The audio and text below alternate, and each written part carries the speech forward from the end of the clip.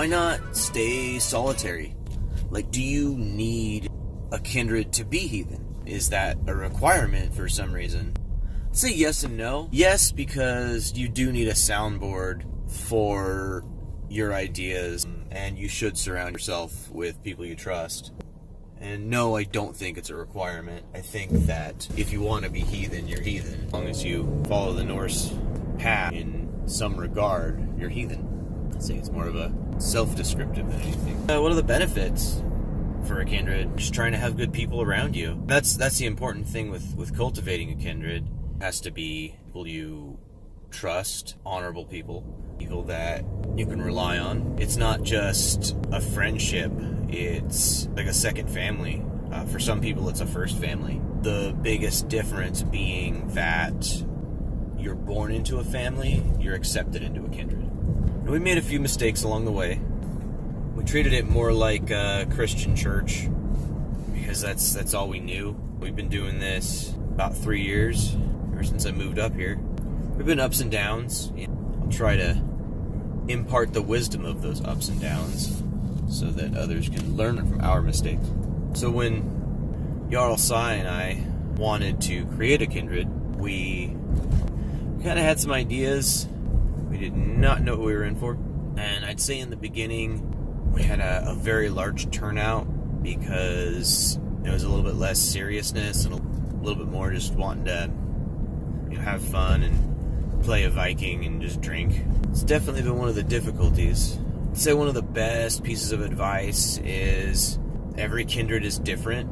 You can't model yourself after another one because the priorities of the people are going to be a little bit different. Like, we try to stay away from politics and being too political. That was never something we wanted to turn the group into. I know a lot of religious organizations these days have some pressure to do essentially what the Christians do and find some kind of political leaning, but it really wasn't important to us. And I think it has a way of spoiling the group. They had a friend reach out to me recently about that specifically. He felt that the kindred would have been bad for him because his opinion kept getting shot down.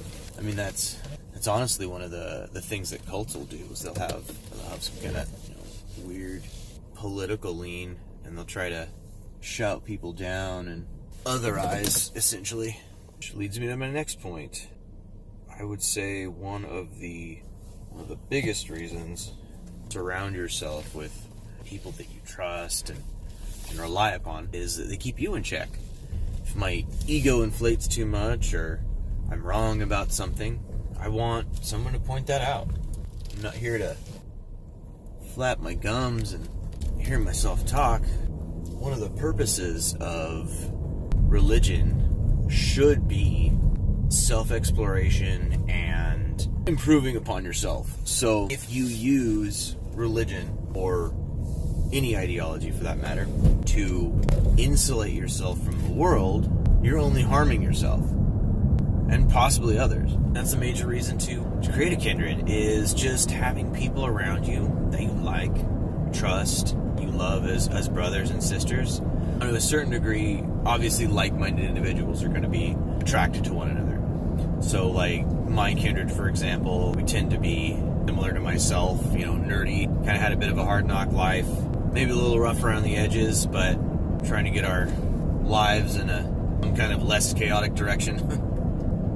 We also have different ways of thinking, different ways of going about looking at problems, and that's kind of one of the core philosophies of polytheism in general, that there are multiple ways of looking at one thing. For example, with Odin, he is going to tackle a problem a certain way that might involve a little bit more cunning.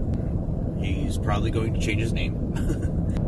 But he'll still get things done, it's just in his own way, right? Whereas Thor will be a little bit more direct.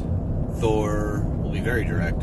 Thor is that blunt force, he is that hammer, and that's how he would solve a problem. And then Loki might use cunning as well, but he might go about it in a way that may amuse him a little bit more. One of the important things about polytheism is that you have these different points of view We shouldn't shoot down different points of view. We should accept them and realize that we can learn from them. Sai and I, we came up with the name Skjolder. I was trying to think of some kind of philosophy attached to the name. I think it's important to have a name that people can recognize, that people understand. The Skjolder, which means shield in Old Norse, the idea was that, I am my brother's keeper.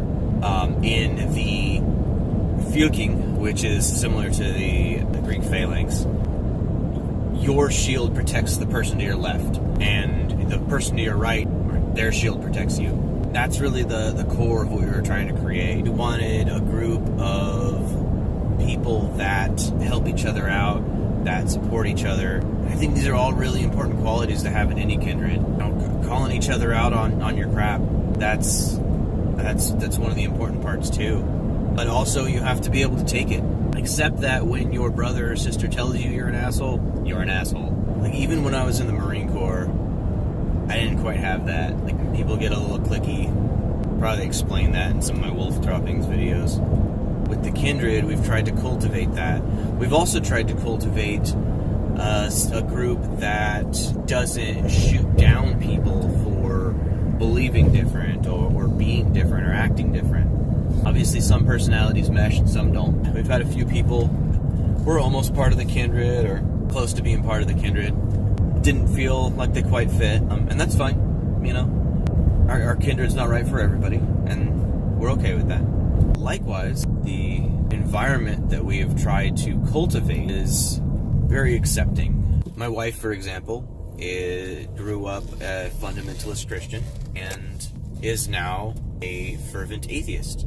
Gives us very interesting discussions, and I appreciate that she challenges my worldview. Likewise, one of our kin is a lot more religious than I am. His worldview tends to be a little bit more mystical. Getting us all in a discussion becomes a lot more interesting. Who wants to be in a discussion where people are just constantly agreeing with each other? That's not going to go anywhere. You're not going to get anything from that. And while I'm not an atheist heathen, those do exist. I'll explain my personal views on religion and all that. I mean, you'll kind of pick it up as you watch these videos, but I will do one. I'll probably be in wolf droppings again. It's important to be questioned and to accept that questioning rather than coming at it with hostility. Something you don't see a lot these days. You see a lot of people in conflict these days. Of course, that doesn't mean that the kindred is entirely academic. It isn't by any means. We hang out. We celebrate the holidays. We drink. We're jovial. We make sure that everybody gets home safe. We're also there when somebody falls on hard ends and needs that extra oomph. Because we know that we're also a group of people that work for and earn what we have. So I know that a member of my kindred, if I help them out, they're going to appreciate it, and they're not going to squander my efforts. They're going to take the hand up rather than the hand out. And it's just important to have that level of family, especially in this day and age. People are just so eager to be in conflict with one another. It's not about who's right or wrong. It's about becoming better. Our kindred also has a motto: be better tomorrow than you were yesterday. You are the sum of your actions. And now, some words from the kindred on flaws and merits of being in a kindred.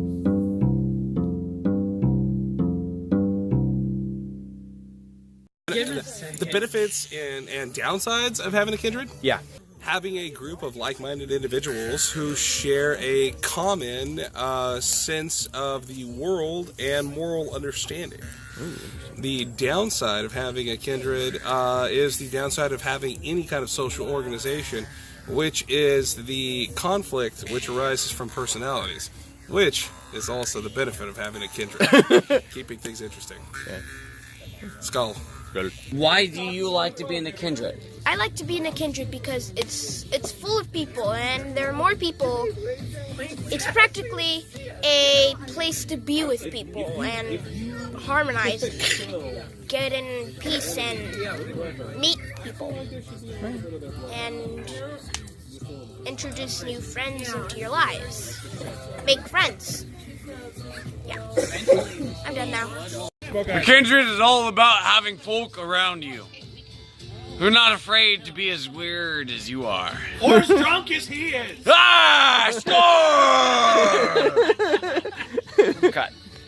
The benefit of having a kindred is being surrounded by people who understand seeing your weaknesses and helping you improve upon them. With this particular group of people that are gathered in a kindred, they're really focused on self-improvement and helping you be the most strong version of yourself that you can be, and I just find that awesome. And as said before, downfalls of a kindred can be just disagreements and, having heated emotionality, but again, it's just the same as having a family. Well, the bonuses that I've had from being in the Kindred has been just having a family. Generally just keeping me good, keeping me straight, helping me grow as a person. That's about it. I want to say straight.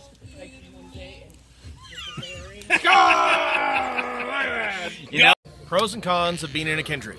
Pros: you have a bunch of people that are extended family now, meaning you've chosen your family, they've chosen you, so you have people like minds, you have people who are willing to help you do all sorts of stuff, be it move, be it party, hang out, whatever.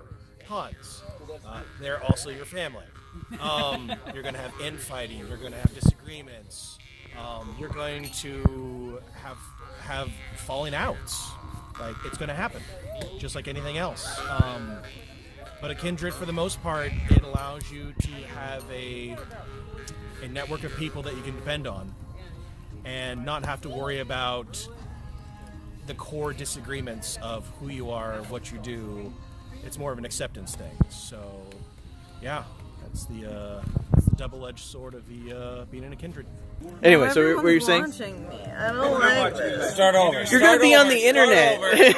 Pause I and know, stop. but when you're Stop and start over. when you're on the internet, you're just looking at a camera. Stop instead and of start. other No. people. Stop and start over. I want to see this. Okay. Stop. He can edit this out. I can. Let the hot redhead speak. Oh, thank you. Like it.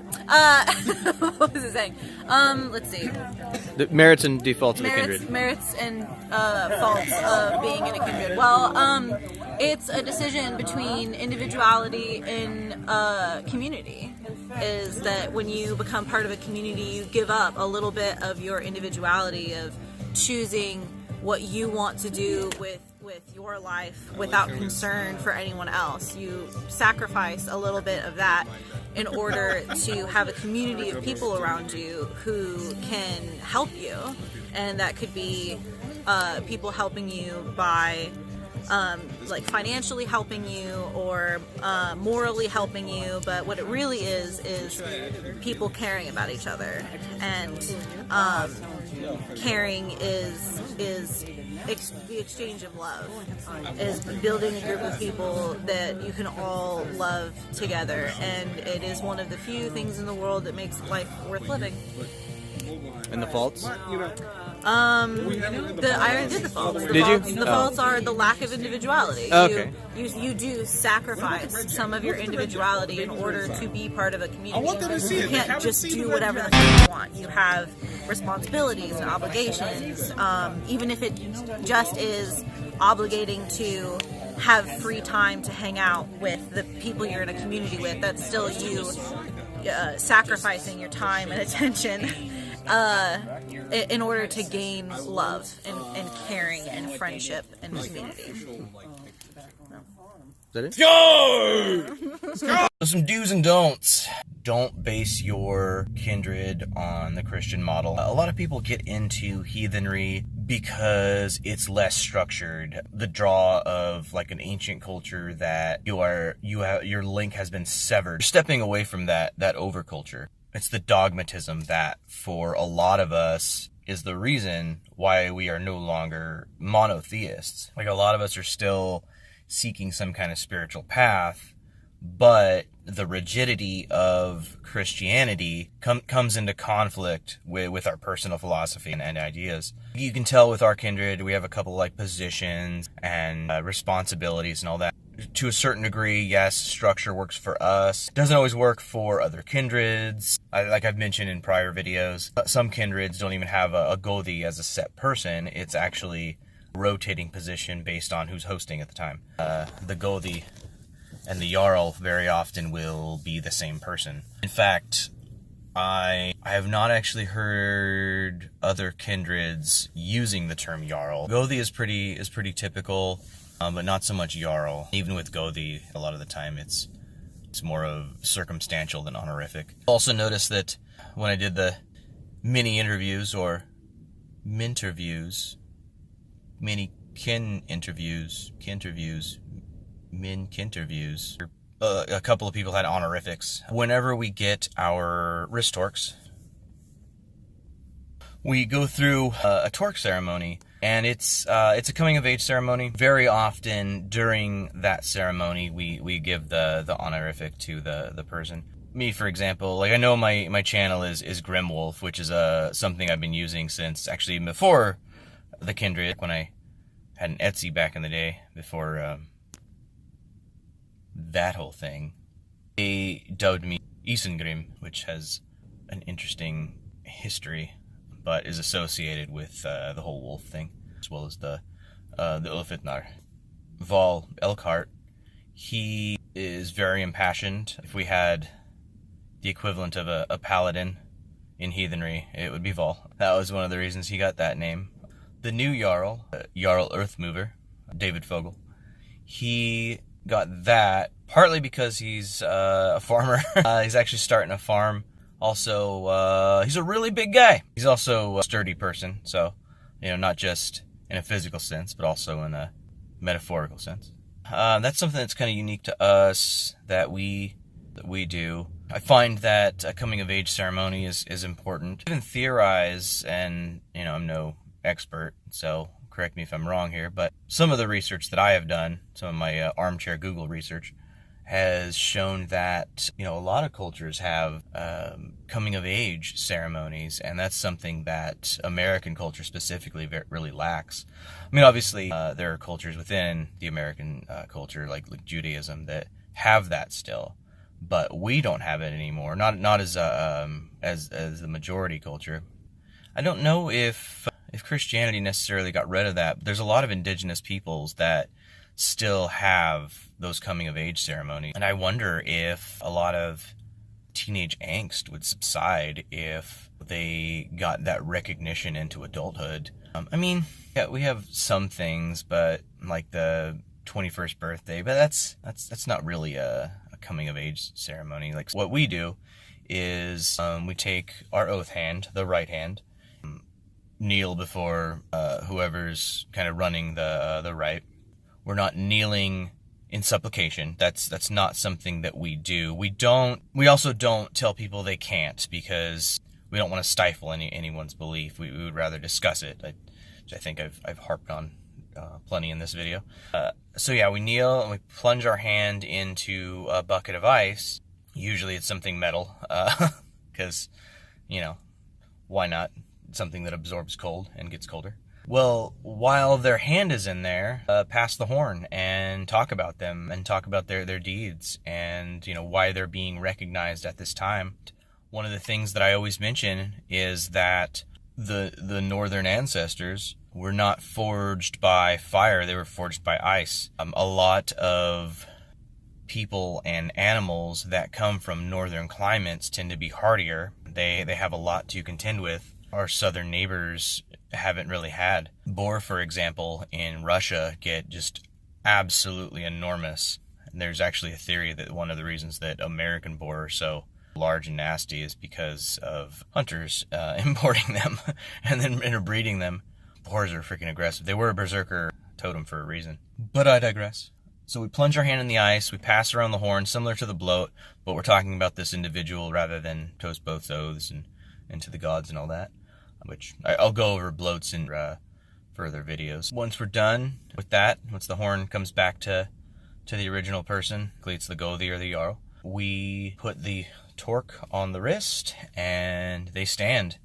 And they have a cold, sore, numb hand that doesn't feel like it quite works right for a little while. The thing about the ice is that it's less likely to like cause damage. Like if you put your hand above fire, obviously it's gonna burn right away. Whereas the ice, it's a bit slower. Yes, it can cause nerve damage, but we don't do it for like hours. It usually lasts about maybe, without actually timing it, I'd say maybe 10-20 minutes. You know, it's not really that long, but then the Kindred recognizes the individual, and that's pretty nice. You'll notice that one of our founding members, Jarl Sai, isn't there anymore, and now we have a new Jarl. So we're trying out something different, and it's something that some Kindreds do, where we change the figurehead, the Jarl, yearly. And some Kindreds do this. Usually it's at a solstice. For us, it didn't quite fall on that kind of time. Notice that Jarl Earthmover has a sword in the interview there. Well, that sword is a symbol of his station. I also gave him a neck torque, because typically, we swear oaths on the torque. We were doing it on the shield. It became a bit kind of cumbersome. Plus, we never actually got around to finishing it because we're all so freaking busy. If you notice, most of the time I'm filming from a work vehicle or my office, because I don't really have time to do it on my personal time, so I just do it in between work. It's another reason this video came out like a month and a half after I wanted it to. I think a month and a half, something like that. When we appoint the new Jarl, we give them a sword. I bought that sword right before I deployed, and so I deployed in 2009, so I probably bought it in 2008, I believe. And currently it is 2019, so that is at least an 11-year-old sword. It is a cold steel sword, so it's their cold steel Viking sword. They did come out with a new one. If you feel like looking up the videos on it, it's pretty awesome. I am in no way, shape, or form endorsed by anyone at all. Cold Steel is a pretty sweet brand, and they actually have videos of their product being used. It's a fully functioning sword, which I think also lends to the symbolism. It's not a piece of decoration. It's not some stainless steel thing you get from the back of a Bud K. Bud K, by the way, sells cold steel. But they also sell a lot of cheap stainless steel stuff. If you know much about stainless steel, it has high chromium in it, which means that it is very rust resistant. However, with a sword, it is very, very brittle. I have had one break on me when I was just swinging it around once. Luckily, nobody got hurt. That was when I was much younger, much dumber, only slightly more stupid. So yeah, we're kind of working out the details. Like anything else, it evolves over time. See what works, see what doesn't work. Don't be too restrictive with your people. If you're planning on starting a kindred, or if you're looking for a kindred, anything that's too strict is bad, especially amongst pagans. There's a reason that we stepped away from that dogmatism. And you will see a lot of Christian spillover, especially if you're of more focused persuasion, or you find a more focused kindred. They tend to carry a little bit more of the monotheistic baggage. I don't mean to harp on Christians. Some of my favorite family members are Christian. They're our ancestors too. That's something else we need to recognize. And like any other ideology, things should be discussed. We also have an oath keeper who records oaths. Our current oath keeper, who was not in the video, he is actually moving. He's going to a place for a better job. And, we also have a skald, which we have not officially appointed anybody. I'll probably get with Jarl Earthmover, and we'll talk a bit about that. That's basically the long and skinny on having a kindred. As these videos go on, I'm sure you'll see more details. It's mostly just the people you surround yourself with and deciding whether to structure it in a certain way and how rigidly you want to structure it.